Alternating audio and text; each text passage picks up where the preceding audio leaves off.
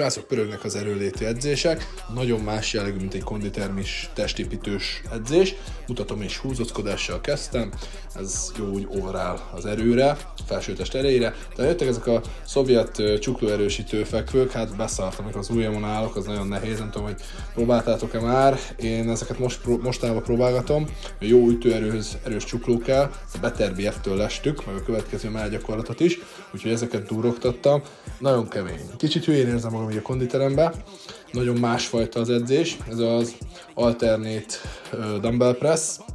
Ugye hasonlít egy mellből nyomásra, ugye külön-külön csinálom, és nem feltétlenül az a lényeg, hogy minél jobban a mellzmolat bekapcsoljam, hanem ezt a toló erőt fejleszti, és ugye felváltom, hiszen két kézzel egyszerre jobb esetben nem ütünk.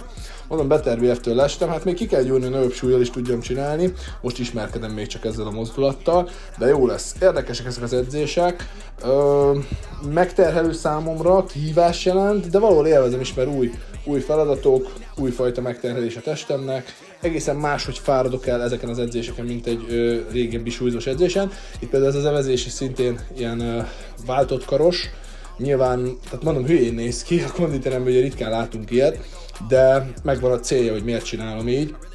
Ugye minden gyakorlat most a felsőtestben az ütések szimulálására van, és azokat az izmokat erősíti, amik az ütéseknél, illetve a box mozgásnál kellenek. Van egy alsó és egy felső test edzés, ugye nyilvánvalóan ez a felső test. Sokat koncentrálunk így a mell és a hátra, valamint az alkarra rengeteget, mert egy jó erős alkar és csuklóerő az nagyon fontos, főleg a hajlított karütéseknél, de egyébként minden ütésnél. Ez egy ilyen klasszikusabb alkargyakorlat volt, és hál' Istennek a Chilibe jött egy új gép, sose láttam még ilyet, alkar erősítő gép.